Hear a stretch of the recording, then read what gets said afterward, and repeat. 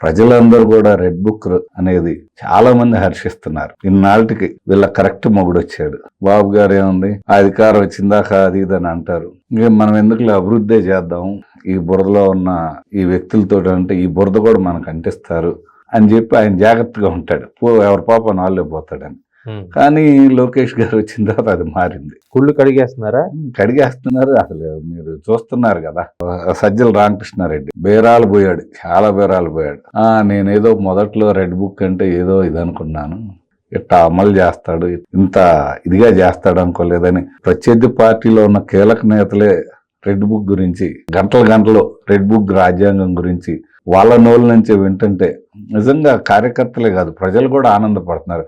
ఓహో, ఈ దుర్మార్గులకు కూడా ఒక భయం అనేది ఉంటుందా, ఒక పశ్చాత్తాపం ఉంటుందా, మనం తప్పు చేసినోడు మనం ఇంత భయపడాల్సి వచ్చిద్దా అనే విధంగా చేసింది ఈ రెడ్ బుక్ అనేది చాలా మంది ప్రజలు అనుకుంటున్నారు.